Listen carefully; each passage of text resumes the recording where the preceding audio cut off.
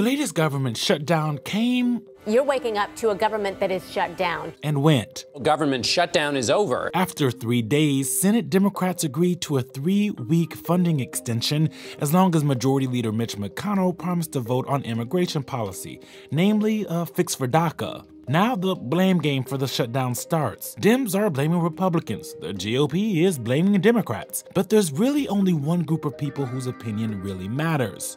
Voters. A new Political Morning Consult poll found 48% of those polled blamed the president and the congressional Republicans for the shutdown. Only 35% blamed Democrats. That sort of goes against a little bit of the conventional wisdom in Washington, which is that Democrats would back down because they were afraid of getting blamed for the shutdown. Per usual, there was a partisan divide in the poll, with each side pointing fingers at the other. But the majority of voters pointed to the top, at President Trump.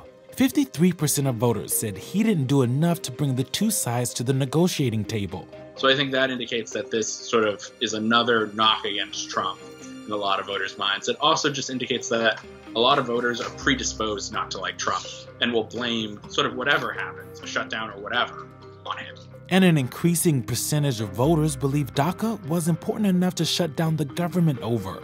A poll taken before the shutdown found 42% thought it was. Now, 47% of voters believe that. With midterm elections essentially underway, all sides want to make sure they don't step on any landmines on the way to the congressional majority.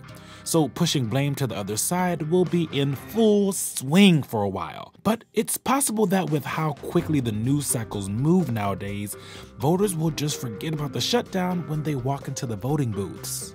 If there's another government shutdown, or if this government shutdown had gone on longer, or if another government shutdown goes on longer, I think it could end up hurting one party or the other. But right now, this ultimately was a 3-day blip. Most of it took place over the weekend, but people aren't really paying attention to the news. We haven't seen any movement in polls yet because of this.